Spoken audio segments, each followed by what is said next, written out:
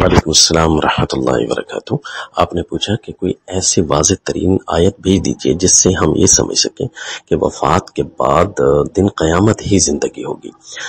اس سے پہلے زندگی کا ثبوت نہ ہو، کیونکہ بعض لوگ کہتے ہیں کہ مردے زندہ ہوتے ہیں، اور ایسی کوئی اگر آیت آ جائے کہ اس سے ثابت ہوتا ہو کہ بھئی زندگی تو صرف دن قیامت کو ملے گی وفات کے بعد، تو ایسی واضح ترین آیت سورہ المؤمنون 18واں پارہ آیت نمبر 16 میں دیکھ لیجیے۔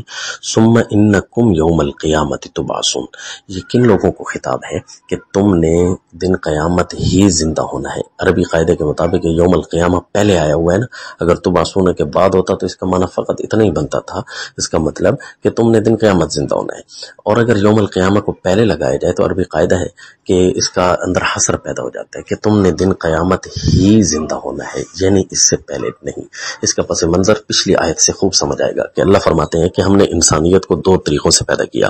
ایک کو مٹی کے خلاصے سے بنایا تو وہ سیدنا آدم علیہ الصلوۃ والتسلیم بنے، اور اس کے بعد نطفے کا نظام جاری کیا، یعنی جو بھی مٹی کے خلاصے سے پیدا ہوا یا نطفے کے نظام سے پیدا ہوا۔ اب ظاہر ہے کوئی بھی انسان باہر نہیں جائے گا، سیدنا عیسیٰ علیہ السلام اگر اپنے والد ان کے نہیں تھے تو والدہ ماجدہ کے نطفے سے پیدا ہوئے، یعنی نطفے کے نظام سے وہ بھی باہر نہیں ہے۔ تو دو طریقوں سے انسانیت پیدا ہوتی ہے، یا نطفے سے یا مٹی کے خلاصے سے۔ اسی کا ذکر اللہ تعالیٰ کر کے پھر اسی انسانیت کے بارے میں اللہ فرما رہے ہیں ثم انکم بعد ذلک لمیتون، پھر تم سب نے، یعنی جو اس مٹی کے خلاصے سے پیدا ہوا یا اس نطفے کے نظام سے پیدا ہوا، تم سب نے میت ہو جانا ہے۔ تو پھر زندہ کب ہوں گے؟ بعض لوگ کہتے ہیں جمعرات کو روح واپس آ جاتی ہے، بعض کہتے ہیں کہ عرس کے موقع پر روحیں جو ہے واپس آ جاتی ہیں۔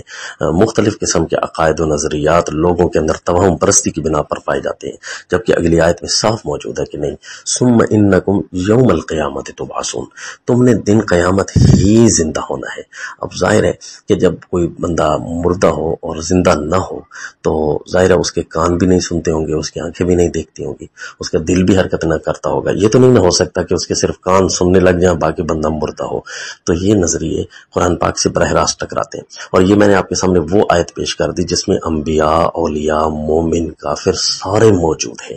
کیونکہ جو بھی مٹی سے اور جو بھی اس نطفہ کے نظام سے پیدا ہوا، یہ ساری آیت ان سب کو شامل ہے۔ یہ واضح ترین ایک آیت نوٹ کیجیے۔ السلام۔